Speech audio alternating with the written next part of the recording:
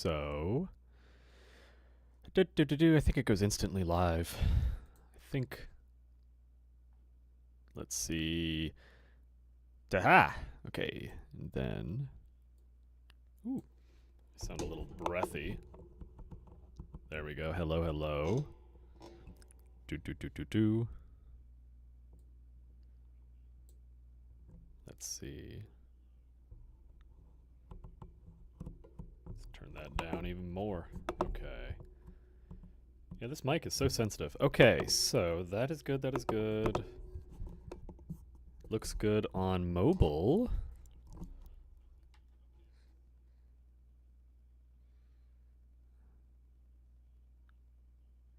Okay, yeah, we're good. We're good, that sounds good.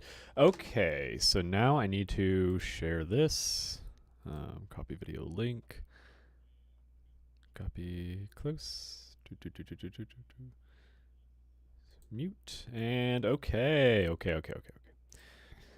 And let me just post on Threads really quick since that seems to be the only place. Hello. Oop. What a wonderful time for my keyboard to stop working. Live now. Answering your ecology and evolution questions. Oh, I needed to change that, but I'll do that next time. Okay. Let's see. Where's my window? Boom. Post. Live streaming. Okay, so I'm doing the new dual stream thing, but last time I did this, it was very odd because I actually had 0 viewerships, like zero viewers the whole time, which is actually just weird. But it is, I guess, live, yeah. So what I have here is the this whiteboard app.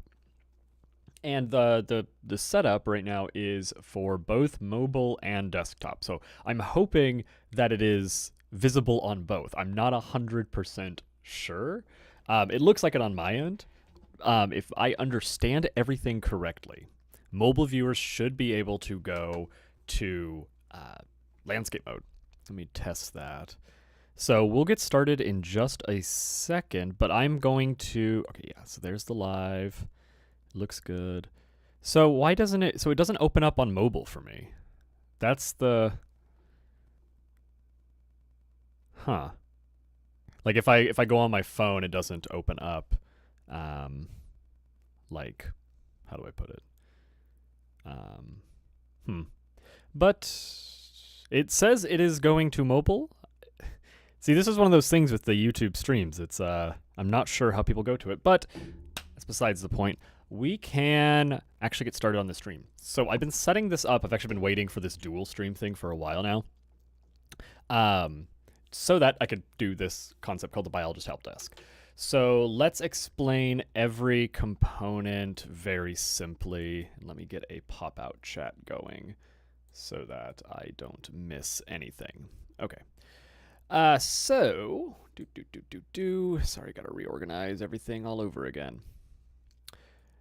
Right, so over in Learn Adventurously, I have this thing called the Biologist Helpdesk. So let me make sure the mobile people can see it as well.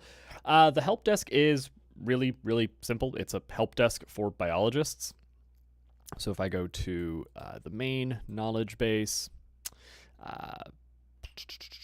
let's actually do it on a different window. I don't want to mess this one up. So here we go. I already have it open. Yeah, so on the main website, Learn Adventurously, let's get rid of everything for a second. There we are. I have this. There we go. So sorry about that. So everything up on the website, I have this help desk right here. So if you click down below, it opens up the Biologist Help Desk, and inside I have the knowledge base. So basically, it's just a bunch of short little articles related to biology, ecology, evolution.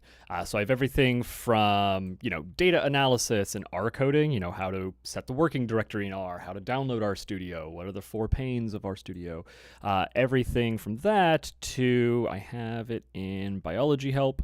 I have a whole series of just like different scale types of reptiles that you can look at, or snake head scalation diagrams. So basically, it's just a whole bunch of little bitty help articles that you can access anywhere on my website while doing a blog or a course or anything like that.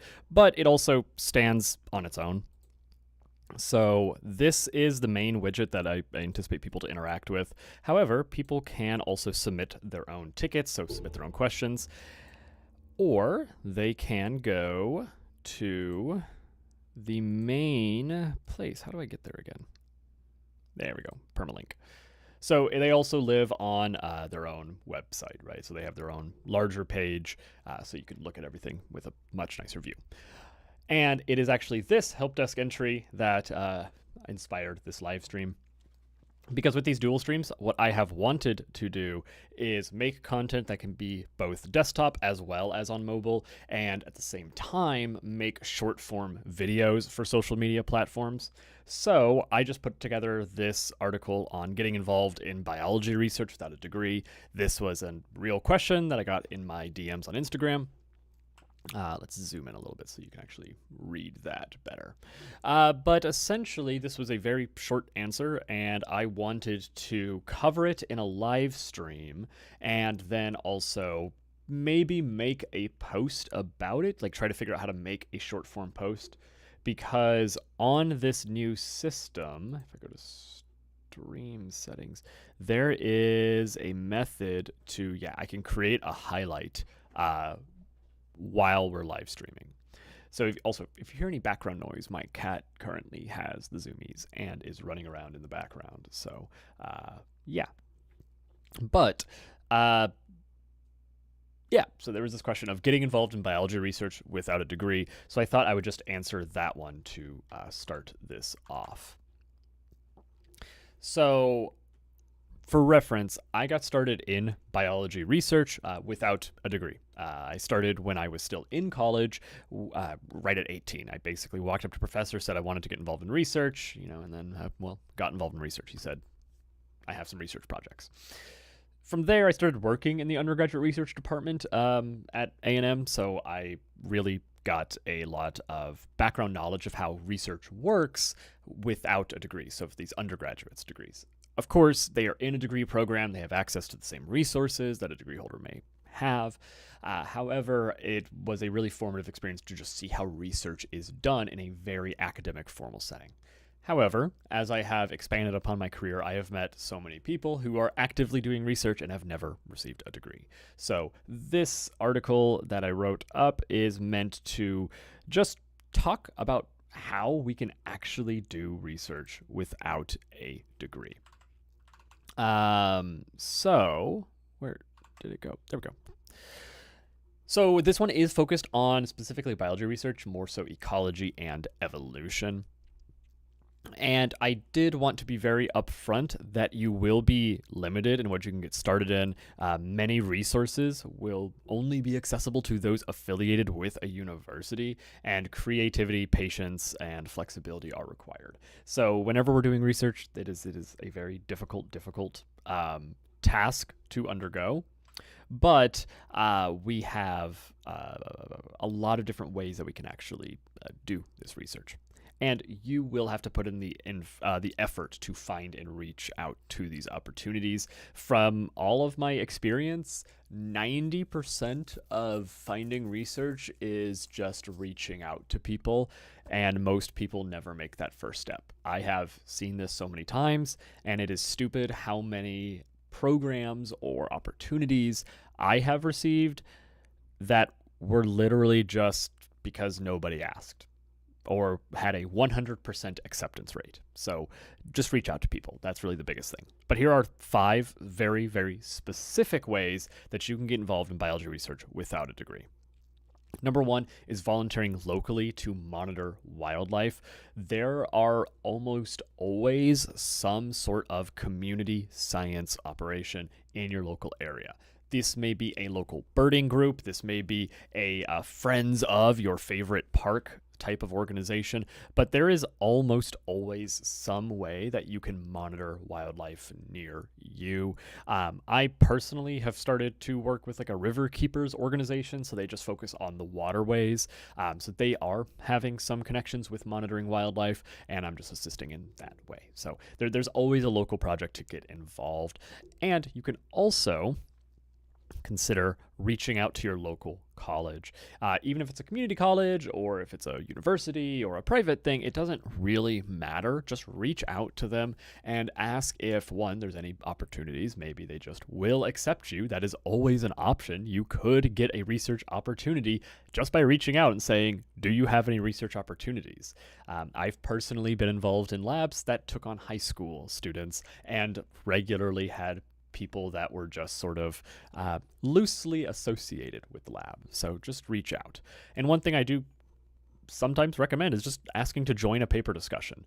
You will have to do research. If you want to do research, you will have to read papers, right? So joining a local paper discussion can actually be a really great way to get involved. There are occasionally digital paper discussions. I know of a few. I just haven't, I'm not currently in any because I wanted a little break from research and paper discussions after my master's. So, but let's move on to the third one. I kind of put all these together into one, and it's join your library, write literature reviews for Wikipedia.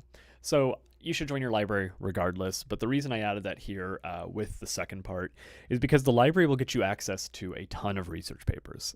I personally use 2 different library cards to get access to all the resources that I need, and if I can't find a resource for whatever reason, you can always reach out to the author. Ooh, excuse me. Or check their research gate, because I have found so many of their papers that they just uploaded there. But the second part is writing literature reviews for Wikipedia. So this is something that I'm actually really considering making a gamified project of, potentially with this Helpdesk series. So if we go to Wikipedia, I included this link. They have various projects for all the different parts of Wikipedia. And this one here is for the amphibians and reptiles. So what's cool is that this has complete guidelines for, what makes a good species and what is their structure, how are they going to put everything together, as well as an assessment of all of the pages. So this puts together all of the pages by their importance and their overall quality. So you can see there's a lot of very important pages that have a low quality or have just barely been started. So if you want to hone your research skills, right, maybe let's go to a high importance C grade paper. Look at this. Maybe you are a big expert on Echistrodon and you want to write about copperheads and cottonmouths and actually learn more about them. Perhaps you can actually go through this page and update it and make sure its quality has been increased. Usually these pages already have a great deal of information and may just be missing minor references or just need a little bit of additional information. Occasionally on these project pages, you'll actually find different like mistakes or lists of things that need to be updated, and that's a great way of updating your information. However, what I prefer to do is actually look at low quality, what do they call it? It is in, what did I do? Was it just the category NA? I think so. Yes, category NA. Here you will find a whole bunch of categories that are just, kind of, no. What was the page that I liked? Oh God. There's like a certain category that shows ones that just are missing. Wait, A class. Was it started or stubs? Was it stub?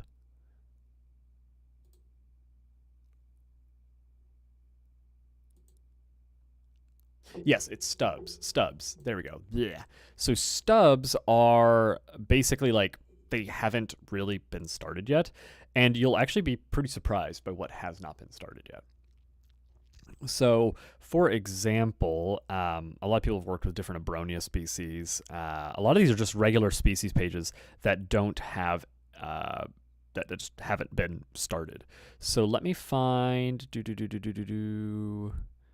Let's go to litho.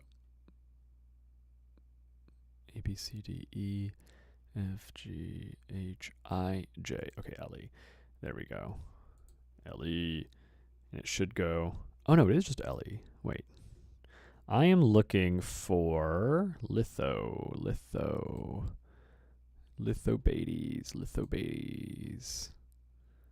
Oh, Litoria. Someone probably already went through. Oh no, see? Oh, hey, actually, wait. Lithobates bernurum. Funnily enough, the only lithobates is one I actually know. Oh. Wait.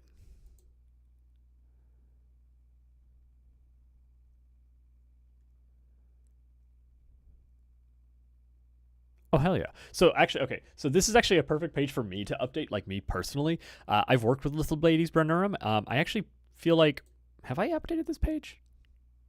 Have I updated this page before? Wait, revisions, Monkbot, added conservation. No, but I'm going to. Yeah, I'm going to update this page. Someone actually updated this year. That's so fun. Oh, it was a bot. That's fine. But so yeah, so this is a species I've actually worked with down in Belize quite a bit. And yeah, so like this is a perfect page. It has a little bit of information. It has a lot of the basics, but if I actually wanted to edit it, I can go into this and add the information. And in doing so, I have to pull together all of my literature sources. I actually have to write the paper. So this is a great way to get research experience just by updating Wikipedia, right? And do it with a group that you're passionate about. You know, I looked at the reptiles and amphibians pages, so maybe I also want to go through, update some Litorias or, whatever. It doesn't matter. The point is that there's a lot of information, and this is great open information that will benefit others in the future. Okay, so let's go back. Step number 4, or the fourth recommendation, is working with open access data. So I am a huge proponent of working with open access data. It's what I built my entire master's thesis on. And when I say working with open access data, I am working with GBIF and using RStudio to analyze all of it. So GBIF data, I actually have a guide here, and there's a video up on YouTube. But the Global Biodiversity Information Facility, let me just do GBIF. Probably didn't do that right. There we go, GBIF. This is an open data set of biodiversity data, and it's super, super easy to access. I am going to produce a few more material on like how to actually work with GBIF data. I think it would be really cool to do a project start to finish 100% with open access data and document every step of the way. It's something that I have done many, many times, so I think it'd just be cool to do for YouTube, but need to find the right project, need to find the right time. But here we can really look for anything, and we can download the data. So maybe we are fascinated with geckos. So let's just type in a gecko, verify we're human. We'll go to occurrences, and let's look at tokay geckos, gecko. So here we see that there are about 12,000 occurrences with images, and looks to be about 9,300 georeferenced records. We can see that the majority of them are in Southeast Asia. However, there is also a large cluster in Florida. And, oh no, is that one in Belize? Some island? Really? No kidding. Which island is this? Hold up. So you see here, we're already getting sucked into some little cool research questions. That's annoying. Belize doesn't really have too many invasives compared to other places. But yeah, so we can see that we have all these records, and we can download these, including the GPS coordinates, and we can analyze our data with that. There's also a wide array of open access data. I actually had an open access database of open access data. It's currently down while I rebuilt up the website and the library. So I think it also just needs a redo, completely a new redo, and I'm going to remake it in JavaScript so that I don't have to use up one of my coveted 3 R-Shiny slots. So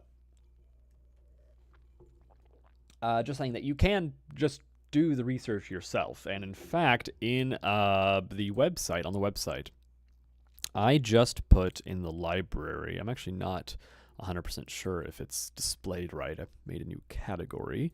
But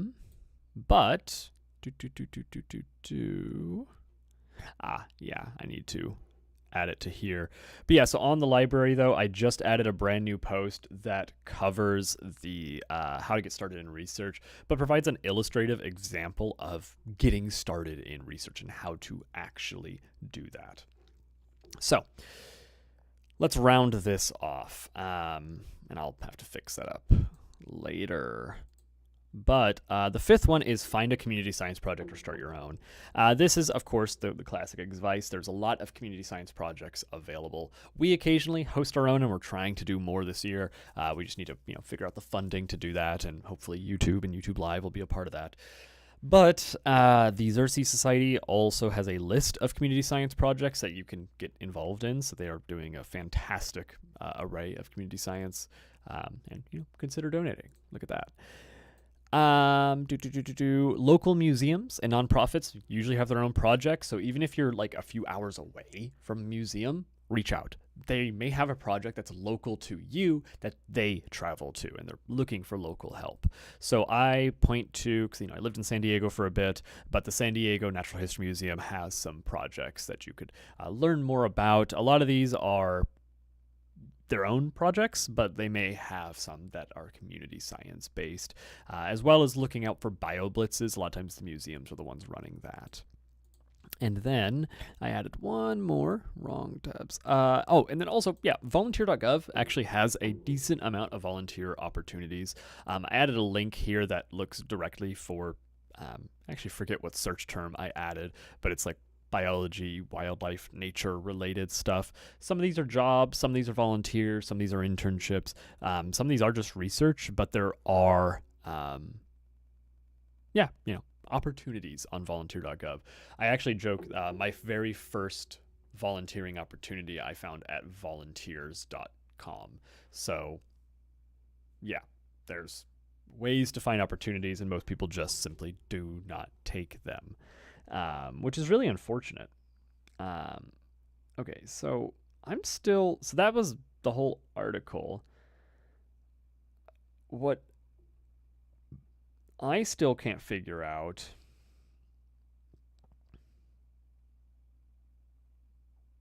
is the live stream on mobile, because it does seem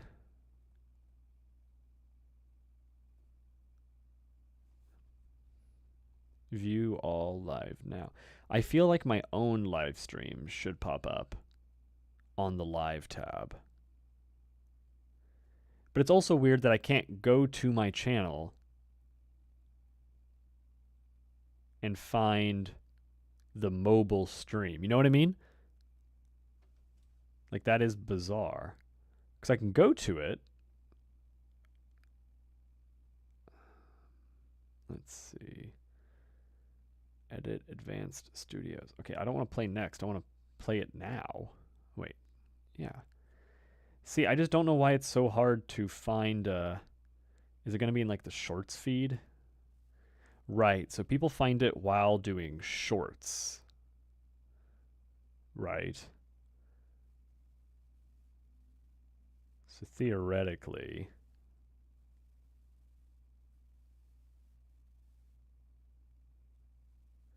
Okay, so I'm on my shorts tab and I'm scrolling, and I have seen no live streams. So I'm just like a little bit confused about the dual stream feature, I guess, because I'm not seeing any mobile streams. Wait, I'm not seeing any mobile streams. Wait. So I click on someone else's stream.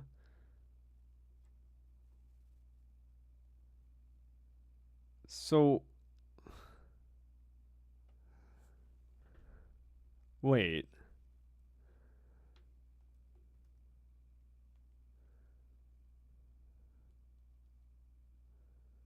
Yeah, this doesn't make any sense.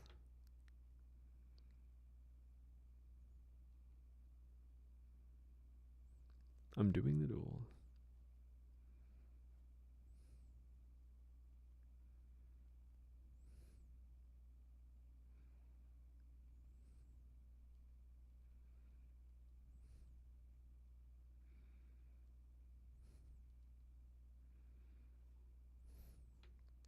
Let's make a post really quick on Threads. Let's ask them. I literally can't find any mobile streams while on the app. I scrolled through my shorts feed. And passed easily 40 videos without any lives.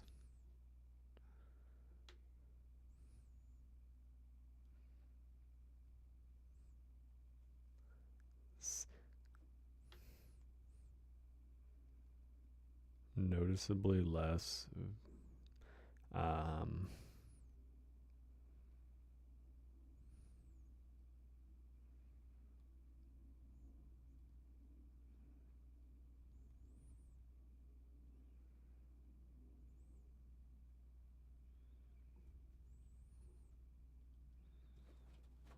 Went to live tab.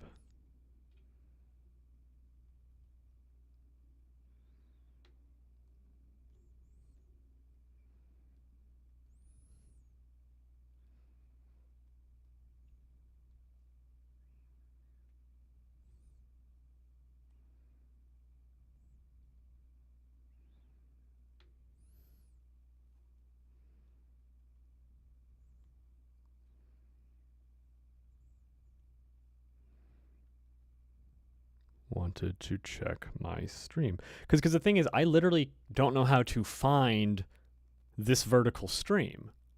Like, I literally cannot find it anywhere.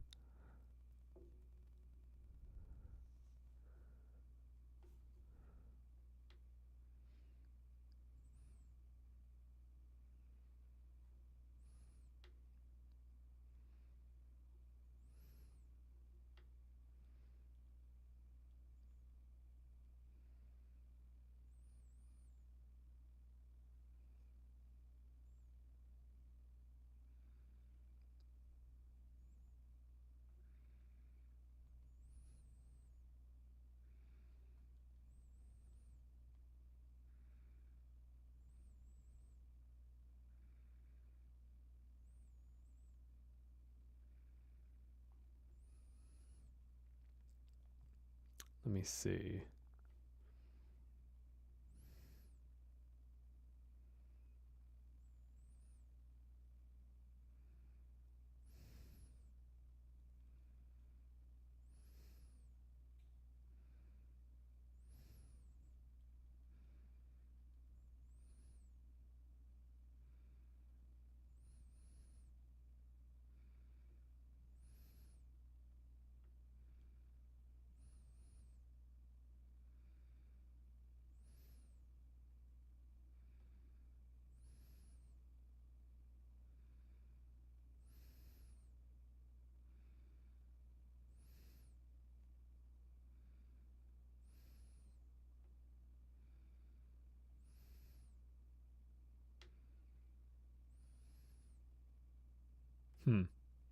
Bizarre. This is not behaving like normal, actually. Like, the more and more I'm thinking about this. So normally, whenever I go on YouTube, if I want to find a mobile live, because I do like the mobile lives, you go to Shorts and you just scroll. But I'm seeing none of these. Oh. I just got into it. Dang it. It's always like right after you make a post. So then how do I find... Okay, wait, let's just delete that. Yeah. So now I found it. See, but okay, so I'm going to try to find this guy's live stream. So Owlbell TV, we go to his thing, he's live. It works correctly. So is dual stream even working, dude? Is that what's going on?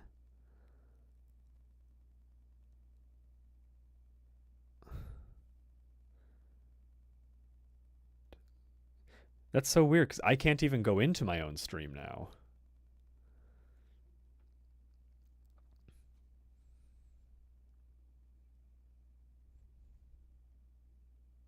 I don't think it's working.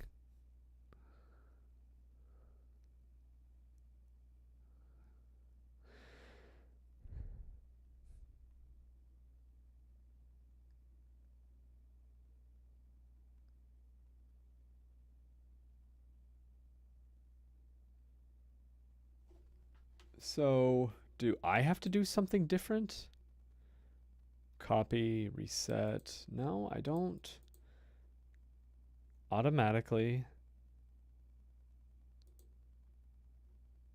So...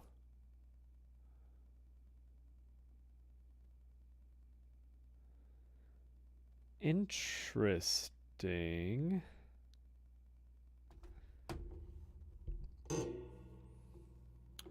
I'm just confused. I am confused by this because...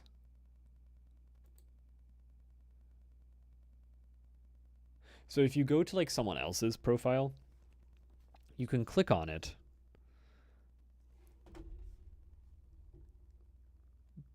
But this happened last time. So whenever I used to do like streams and I would stream to mobile, I'd probably at this point get about 40 to 50 just passive viewers from people just like scrolling in the shorts feed. But I don't think um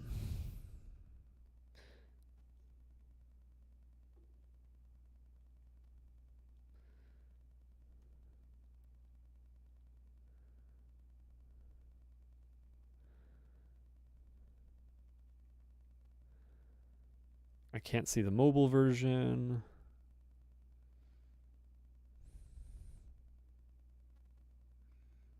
I can't find.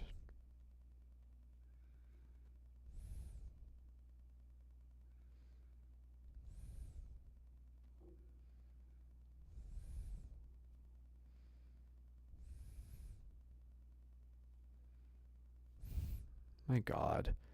Yeah, so unfortunately, I just like this is so bizarre that it's not working right. I don't really understand what's going on.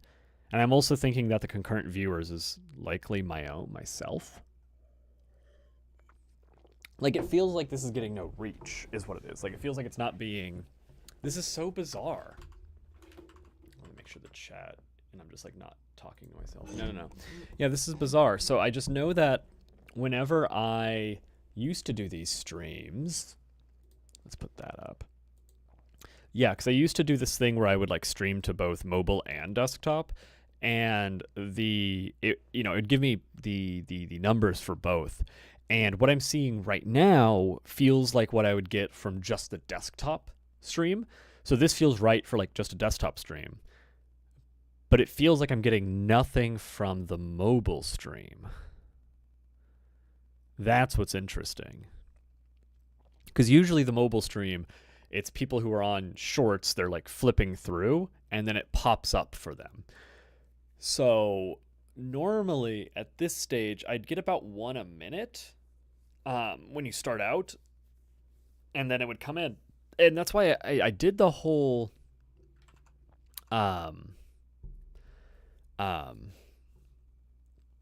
presentation thing. Because normally when I do that, that's when someone comes in. Oh, bizarre.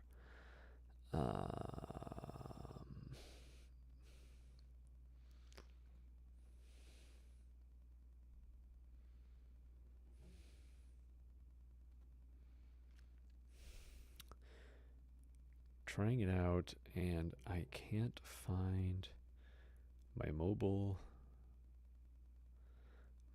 stream. Trying it out and I can't find my mobile stream. It also, the viewership also feels like it's only coming from desktop. The viewer numbers also feel like they're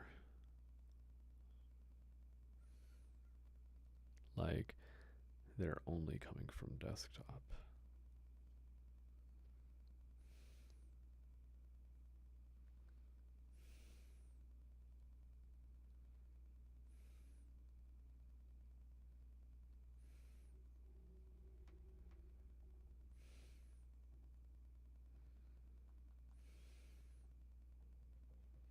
Whoa.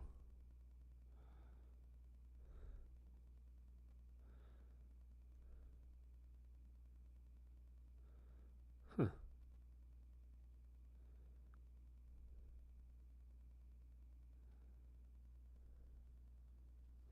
Weird. So yeah, I'm just trying to figure out what to do then. Because I've checked and because the annoying bit is that like I specifically set up this entire stream for mobile first because the viewership is so much higher from mobile. Which, you know, I understand, like it's more people are on your phone than on your desktop, and I want to be able to capture that. But this format kind of sucks for desktop viewers. It works. I made sure it looks good if you're on but that's also the thing is that like I set it up so that if someone wanted to like have a more in-depth look, they could. Cuz you could go landscape, right? This is really bizarre. I think I'm going to try this out. I'm going to try this out later today. When Oh, hello. Bam, bam, heh. What's up, what's up? Oh, that's funny. Oh, cool, another thing. So it actually doesn't show me that there's a viewer. Huh. Well, I appreciate it. I'm still trying to figure out... I'm still trying to figure out this live streaming thing. It's the new YouTube dual stream thing. It's been giving me really weird... just issues is the best way to put that.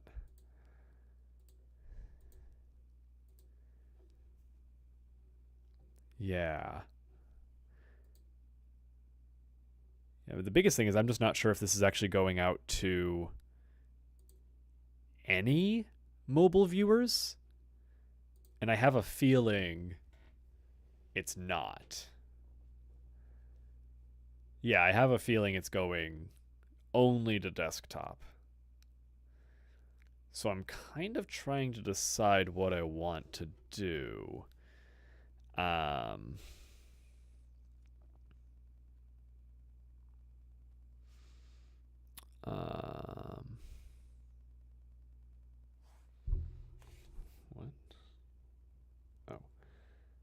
Oh.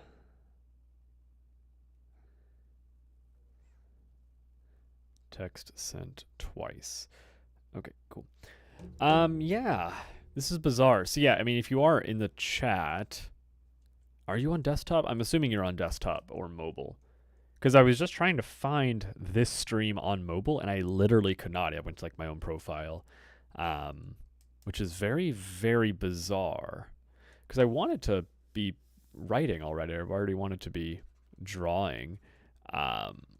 But if the... I don't know, if the stream isn't working, I'm not really sure what we can do with it is the problem. I mean, we can just plow on ahead, but I think it's going to... The problem is YouTube is like kind of notorious for not having any good like desktop viewership, right? And it's just like not discoverable. So I'm trying to figure this out. Yeah, like how do we want to actually do this? Oh.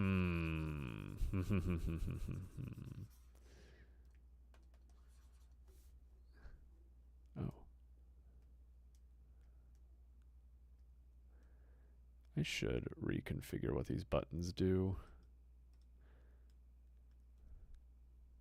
Be nice to get a little eraser on it. Maybe that is an option, actually.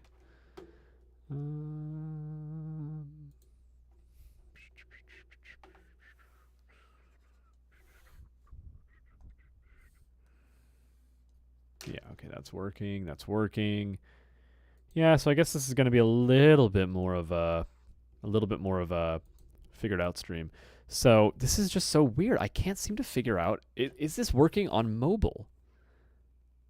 I mean, we could just continue plowing on. I mean, I think that's what we're going to have to do, is just go through and just try out a few more questions, and maybe it just takes some time to get indexed on mobile or something weird like that.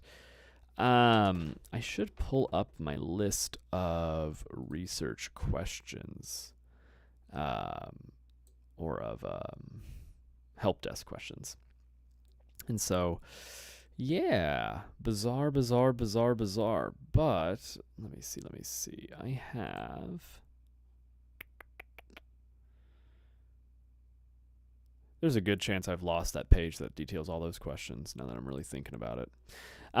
So, okay, well, what have we been doing recently? We've been talking about a new definition of natural selection, or a new definition of natural selection, one that looks at, it looks at ecology. It talks about microevolution versus macroevolution. There's a few different questions we can go down, a few different ideas we could investigate, a few different, oh, that's interesting. The pen works even with my finger over it.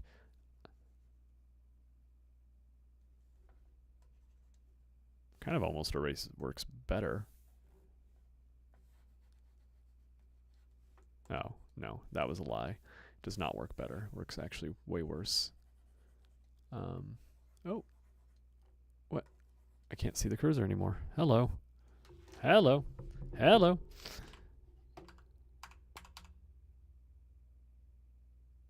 Where's XPen? Hello. Okay. What is going on? Pen tablet, that's right, that's what it's called. Pen tablet. Okay. Indicator. Right. What? Why did the mouse just disappear on this? What is going on here? Why does it disappear? Oh, that's so... Why is it doing this? How bizarre. Bizarre. Oh, I'm realizing that my second T... I can't write if I can't see where the damn thing is. Let's just draw something and maybe that... There we go. There we go. Get smart. Now we can get smart. Okay. That was way too much effort just to do that. Okay, let's get back to erasing. Probably just froze somewhere. Got all glitchy. Okay.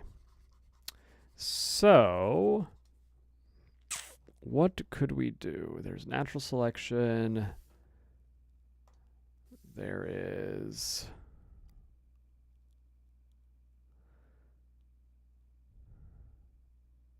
Gosh, I've been so deep in the procedural stuff and the core weird stuff. So basically over in the lab, over on Learn Eventually, we've been updating the blog pretty substantially. And I've been trying to figure out exactly what I want to do with it and how I want it to operate. So we just did a blog post on how to get involved in research if you don't have a degree. So kind of more of a building research skills and getting involved lesson. Kind of realize that most people, what really limits people from getting involved is just reaching out and getting involved. And some of that is just resource limitations, right? You don't have the capability to go out and do this or volunteer or whatever, or you're missing out on the financial flexibility to go out and volunteer. But there's also things that you can do from your desk, right? There's things you can do at home. I recommend editing Wikipedia articles, but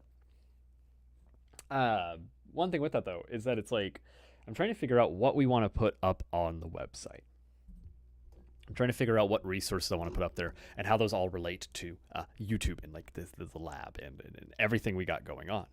So this help desk, I'm hoping will spawn a whole bunch of like really cool questions and misconceptions, because there's a lot of concepts that I feel like I don't know what people don't know, and that's a really difficult thing for me to understand. Right? It's what concepts in ecology and evolution and biology are stuff that I just assume now, stuff that I kind of take for granted. And also, I'm not going to lie, this new setup will be extraordinarily helpful for creating like short form content. Because this whiteboard app that we use, let me zoom out actually. This is because I'm using it on a page that we've already used for some of our courses in the past, right? So this is like my scratch sheet page. But what I'd like to do is do something like this, like go down like 3 different examples of natural selection, kind of based off of a reasonable, just based off of someone's question. And what's cool about this new dual stream thing is that I can actually take like clips of it. So there's like a highlight feature that you can automatically turn these into YouTube shorts. So I'm kind of trying to figure out a method that works. I just realized how off my preview was for the mobile streams, which again, I don't even know if the mobile stream is working right now. My gut says it's not, but I don't know why I wouldn't, or why it wouldn't. So I think there's something weird going on here. I'm also hitting a wall. I've been up since 3 a.m. We've been streaming for an hour. This is good. Okay.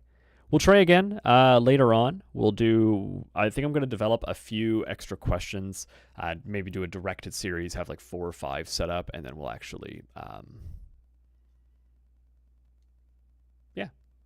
answer some questions for the help desk.